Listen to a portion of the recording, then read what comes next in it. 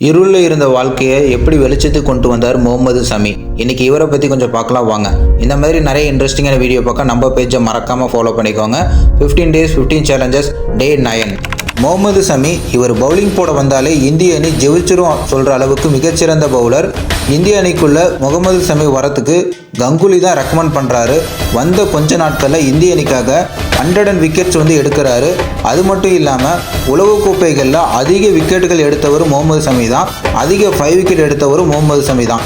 என்னதான் இந்தியாவில் நம்பர் 1 பவுலராக இருந்தாலும் COVID-19 அப்போ அவரோட மனைவி விட்டுட்டு போயிடுறாங்க. இதனால் முகமது சமி 3 வாட்டி இறந்துடலாம் அப்படின்னு தவறான முடிவுகளை எடுக்கிறாரு. கொஞ்ச நாட்களில் அந்த பிரச்சனையிலேருந்து முகமது சமி வெளியில் வராரு. என்னதான் முகமது சமி இந்த பிரச்சனையிலேருந்து வெளியில் வந்திருந்தாலும் ஒரு கார் ஆக்சிடெண்ட்டில் ஒரு காலில் ஒரு பலத்தை அடிப்படுது. டாக்டர் நீங்கள் கொஞ்ச நாள் ரெஸ்ட் எடுக்குன்னு சொல்கிறாங்க. ரெஸ்ட் எடுத்ததுக்கப்புறம் மறுபடியும் கிரிக்கெட் விளையாட போகிறாரு. உடம்பு ஏறினதுனால எடையை குறைக்குன்னு சொல்லிட்டு எக்ஸசைஸ்லாம் பண்ணுறாரு. எல்லாம் தாண்டி இந்தியன் டீமில் விளையாட ஆரம்பித்தாலும் நல்லா பர்ஃபார்மன்ஸ் பண்ண முடியல. அதனால் இந்திய ரசிகர்கள் எல்லாருமே இவர் நல்லா பர்ஃபார்மன்ஸ் பண்ண இவர் வெளியில் உட்காருங்கன்னு சொல்லிட்டு ரொம்ப இவரை தப்பாக பேச ஆரம்பிக்கிறாங்க. இதெல்லாம் தாண்டி மறுபடியும் கம்பேக் கொடுத்து முகமது சமி நல்லா விளையாண்டு 2023 முதல்ல ஒரு நல்ல ஒரு பவுலர் அப்படிங்கிற ஒரு பெஸ்ட் பர்ஃபார்மன்ஸை கொடுத்துருந்தாரு. என்னதான் அந்த டைமில் இந்திய அணி தோற்றுருந்தாலும் இந்திய அணியை ஒரு நல்ல இடத்துக்கு கொண்டு போகிறதுக்கு முகமது சமியோட பங்கு ஒரு பெரிய லெவலில் இருந்துச்சு.